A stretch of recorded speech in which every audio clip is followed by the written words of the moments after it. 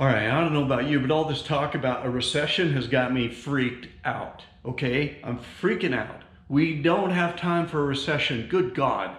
We've been through a pandemic. We've been through an assault on our democracy. We're in the middle of watching a war go on overseas there, and now we got a recession coming? Well, I'll tell you what, it's not because I haven't been trying to keep the damn economy going. More stuff is in my hands today, boxes of goodies. I'm going back and forth. Part of the time I'm thinking about working on the Tacoma to get it a little more dialed in for our summer camping trips. The rest of the time I'm over here working on the Jeep, trying to get it going. But between the price of gas and the price of parts and traveling to Montana and southern Utah and all that, I am doing my part to keep the recession away. So you can thank me later if I single-handedly hold off this recession with all my crazy spending. But I hope you're doing similar to keep the wheels of the economy turning so that we don't wind up cratering this whole thing. So let's dive in. I'll show you what I got going this week.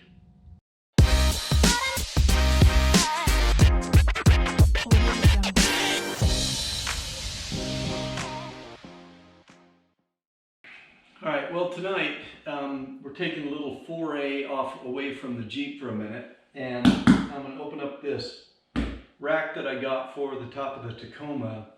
I think I mentioned before that I've been having some issues with keeping everything sorted out and getting everything in the back when we're going camping and so forth. So what I'm going to do is I ordered one of these cab top racks.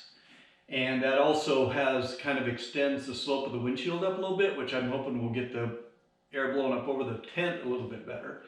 But I just want to open this thing up and see what we got, and see about, kind of getting ready to do that. Now, while I'm doing that, I do want to discuss something else that's rattling around in the back of my head. And that is this Jeep sitting over here to my right. And let me tell you what I'm thinking.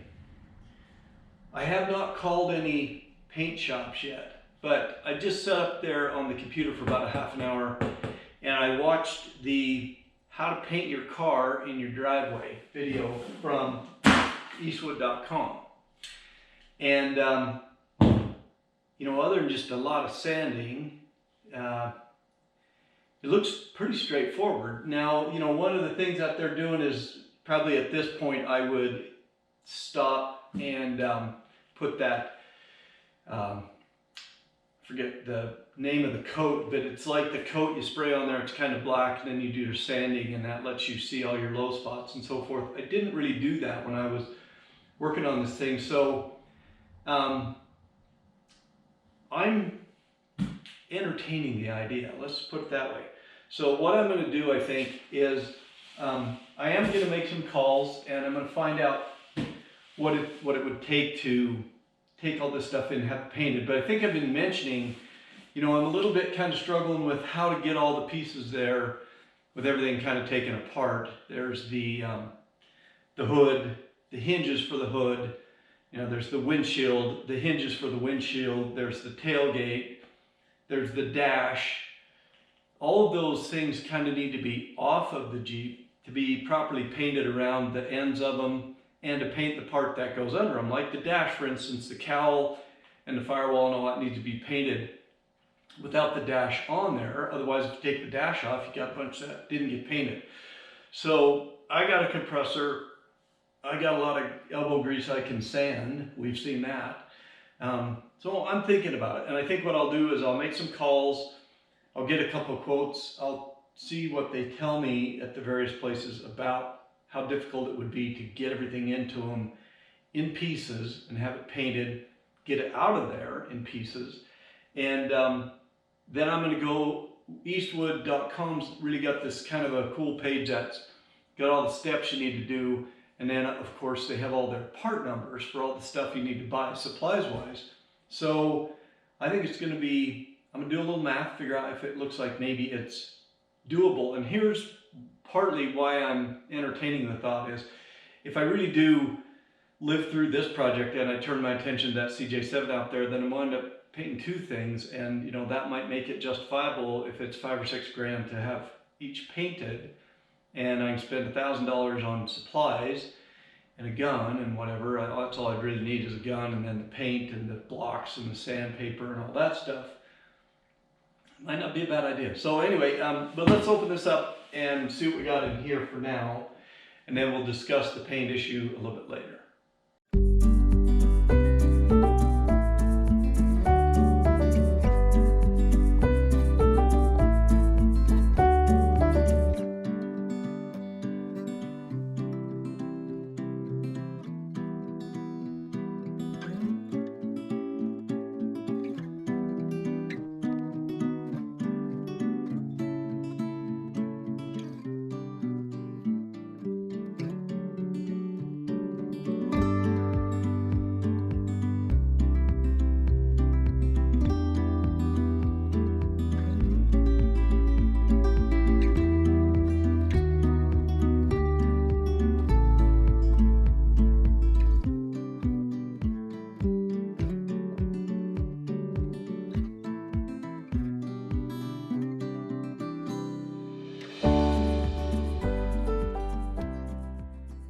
Alrighty, I'm going to put together this roof rack for the Tacoma before I go too far on the Jeep stuff today. Here's what I'll tell you about this thing. So I got this from Prinsu Racks, and it looks like everything's laser cut, very clean looking cuts on this thing. We've got extruded aluminum for the cross members, cross pieces. The packaging was really well done. It looks like the instructions are pretty clear to kind of walk you right through it. All of the hardware is in little packages like this, like these are the bolts, for instance, for the hardware, for the wind deflector, in their own little package labeled wind deflector hardware. There's mounting hardware. There's some tie downs here you put on there. So it looks like they've done a pretty good job of putting this all together. So I will assemble it now. And then you have to get up on the top of the cab and take out the weather stripping on the top, or the trim stuff, and expose the mounting holes, which are supposed to be in the cab already, so hopefully that's the case. But I'm going to put some music on while I do this, so I will just let you watch, but you're not going to be able to listen to the music I'm listening to, or YouTube won't let me put this video up. So I'll put some other music on there, but I'm probably listening to a little Pink Floyd or something. So I'll check back with you when we get this thing kind of built.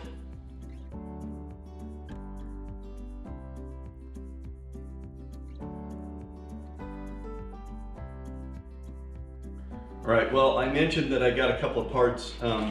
One of the parts came in this little envelope from BJ's Off-Road. Right now, I cannot remember what else I bought from those guys, but I know that this vibration dampener bolt was on back order. So we have that now. I got my vibration dampener bolt. This particular one is a 12-sided bolt, so a socket will fit right on that. And then there's your big heavy washer that goes in there. Draws that thing onto the crankshaft. Looks like there's a little ultra torque thread lubricant there, so that's good. We'll be able to get our vibration dampener mounted back up. And the other thing we got was we ordered this booster and master cylinder from Performance Online, and the proportioning valve that comes with that thing was on back order, and I got that. So what comes in the box with that is a bracket. I haven't figured out yet where that goes. Well, I mean, it goes obviously on the side of the master cylinder. Just haven't figured out what orientation, front to back, whatever. You get a couple of little pre-bent brake lines with fittings on them that I think are going to go from, you know, some portion of the master cylinder to the proportioning valve, and then your lines go into there. And then we've got the valve itself and a couple of bolts and so forth. So I'll show you the valve. Here it is. So looks pretty good. It's got a nice knob on the top to do your adjustment, to adjust your equalize your balance between your front and rear axles, and it's got a electrical connector there for your warning light when your brakes are about to go bye-bye on you. So here's what I'm thinking.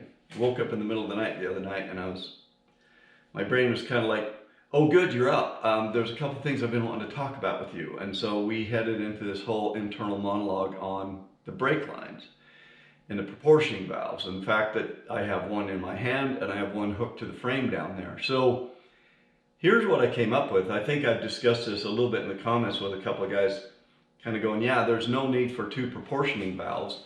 In fact, I would argue that, have you ever really adjusted the balance between your front and rear axles on your Jeep? I never have in the whole time I've owned Jeeps. I just never have. I mean, whatever the factory dialed it in at has always been sufficient, even when, you know, you're all puckered up and you're trying to come off some 4-foot tall ledge down in Moab and try to keep going really slow so you don't tip the thing over on its nose. I've never felt like either the front brakes were doing all the work or the back brakes were doing all the work or vice versa. However, with this nice knob on there, you might take a little more care to dial that in. So there's some argument to be made for using this. And here's what I started thinking about is I thought, okay, well, if I take out that proportioning valve that's down there on the frame, it's doing a couple of things. First of all, it's got all my hard brake lines terminated into it. So then it's mounted to the frame, so there's a nice firm place to hook those up. And then the two lines that are coming up to the master cylinder also go into there. And I would have to figure out how to reproduce that mounting point and find me some brake line, you know, female to female adapters, if they make such a thing, to, like, you know, bypass that proportioning valve. But here's what I started thinking, well, that seems like a ton of work. Why not just leave that there and basically potentially take that thing and the one that's mounted to the frame, the old original one, and just get it perfectly equal. So it's not really adjusting the flow frontwards and backwards at all. It's just letting everything go through equally. Whatever's coming to the front's going to the front, whatever's coming to the back's going to the back, and do all the balancing with this one up here at the master cylinder. Stroke of genius, I call that. That saves me a ton of work of having to build all new lines. Then, you know, who cares? You got one down there on the frame, but it's not really doing any proportioning. It's just doing pass-through. So sometimes it pays to wake up in the middle of the night and think these things through. So I'm going to see about mounting this up, and we are going to use it. And then I'm going to do that thing that I just talked about on the one down there. And then I think I'll probably get my vibration dampener pulled in here. You know, I've got all those fancy billet aluminum pulleys and stuff to put on. I can start to put some of those on if I actually get that vibration dampener in place. So should be able to do a couple of things, get some more shiny parts on this thing.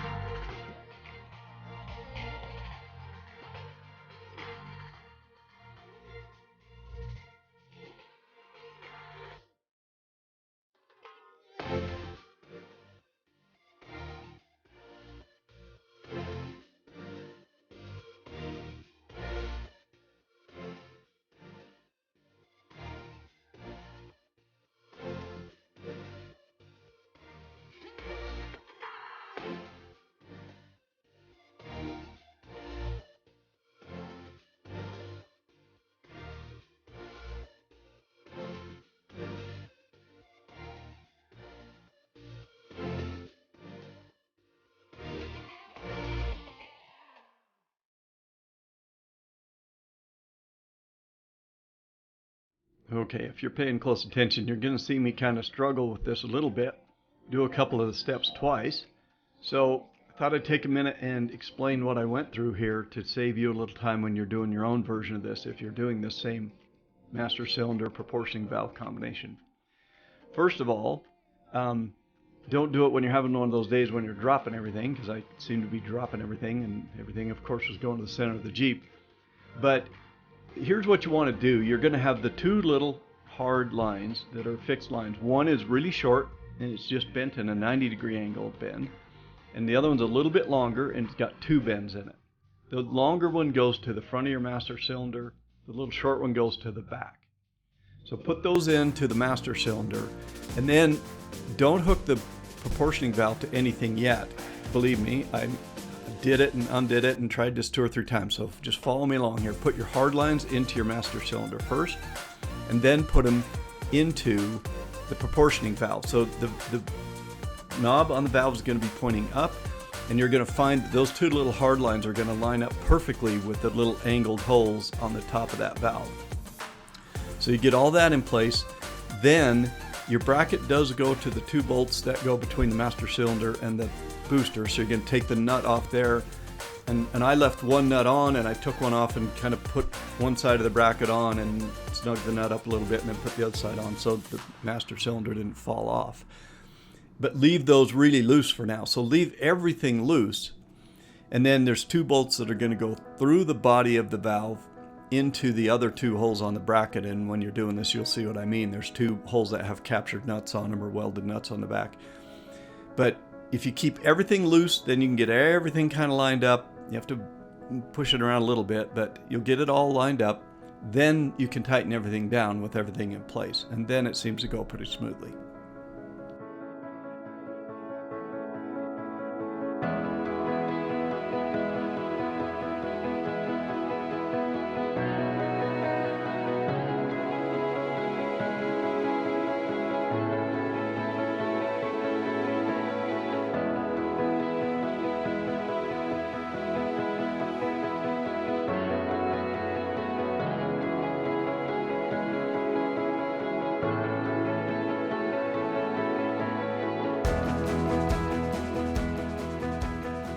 All right, we're going in for a close look here. So the bracket appears to mount to the bracket, the 2 bolts that bolt the master cylinder to the booster here. That looks fine. And it comes down here. I got my 2 little lines that they sent me, which appear to line up just fine here. Problem is, all the fittings on the bottom here are too small for the fittings on my hose, on my line. So there's the fitting on the line compared to this fitting, which fits in the hole. So this is the same outside diameter as these, like 3/16 or something like that. This is 1/4 inch outside diameter, and it might go in there, that one. Are they all threaded? Anyway, so a little figuring to do, but it does look like I'm gonna have to cut that off and re-flare that thing. They did send me 5 of these little adapter, or little ends, so I've got an end to put on there, but got to cut that off and flare it a little bit. And then I'm not sure what I'm supposed to do about this guy, which is bigger. I kind of wonder if it's supposed to go into this back hole, or if I have to make it go down, because they don't make a 1/4 inch to this size thing. That's practically the size of the tube. So I don't know. Whose idea was it to build this Jeep anyway? So do a little digging and figure out what I got, but these are definitely the fittings that go in here. There's a hole here for one. Trying to thread it in with my left hand, which doesn't work that well. And same thing right behind it. There's another one.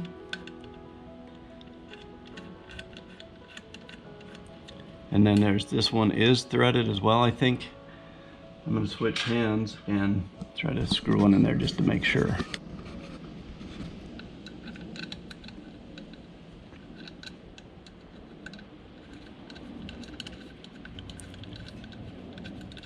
Yeah, so it would appear that maybe this is supposed to go to the back axle, one of these to the front axle, and one of them just gets plugged. So, yet again, can't quite finish this off. So they did give me 2 of these fittings, 2 extra ones, and then over here we've got just our blank plugs for the 2 holes over here that don't get used. So I got all those kind of tightened down, and they did send me a piece of wire with some connectors on it for my brake.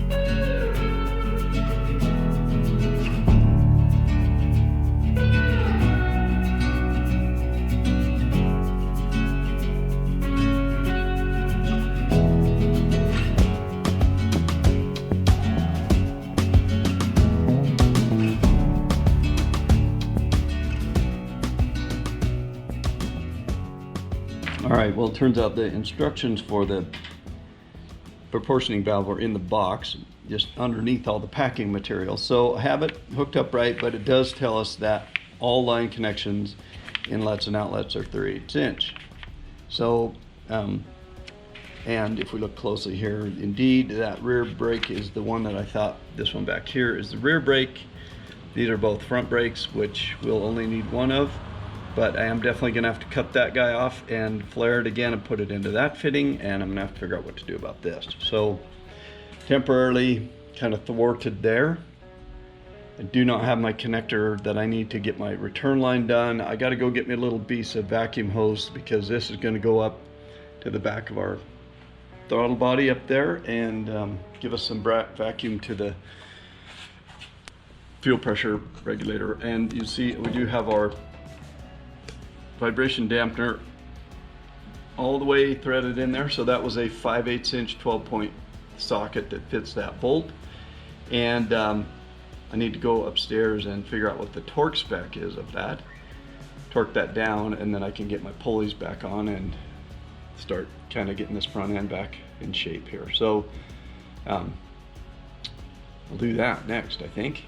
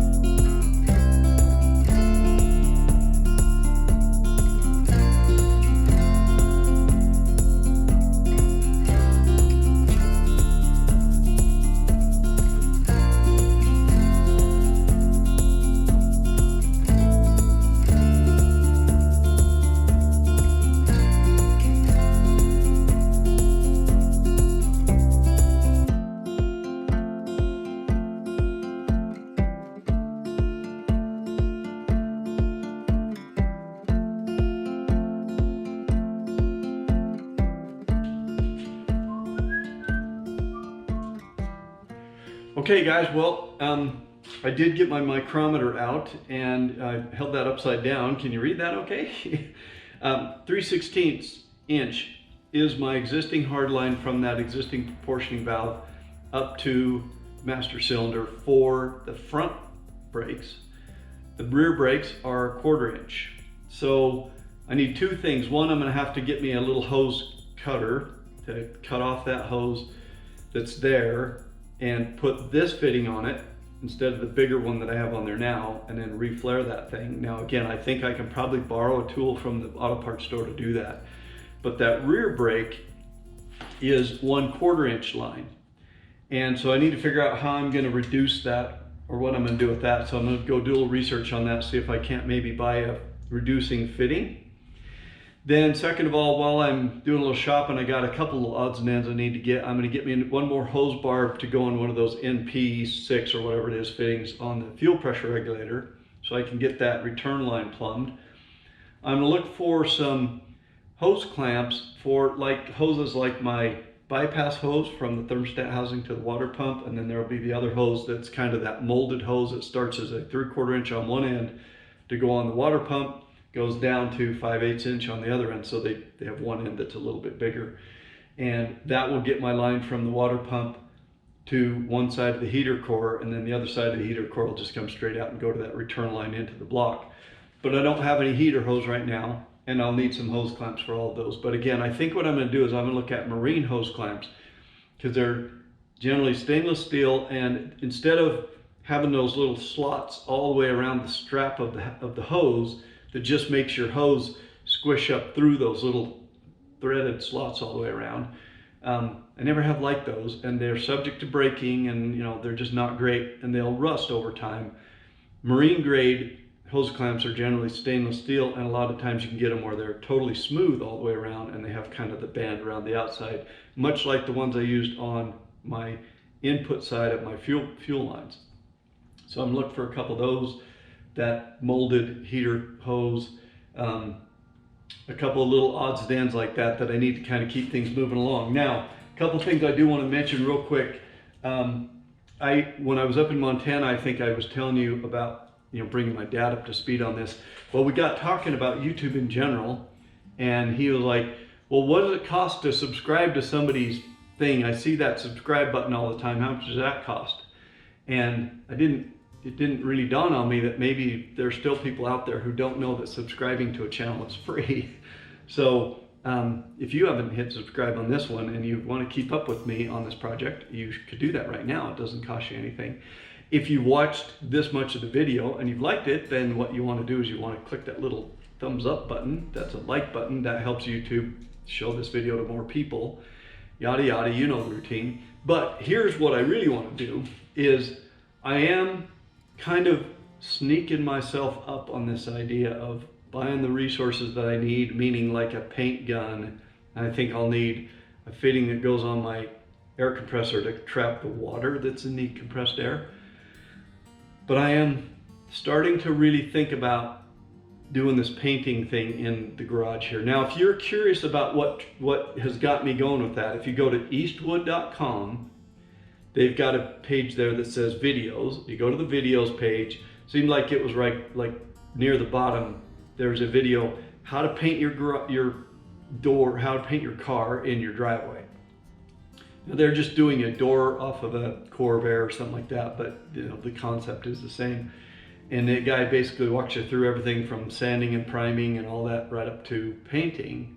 There's no real body work involved, but I've done all that already on this thing. So I'm kind of, like I said, I'm kind of warming up a little to the idea, and here's why.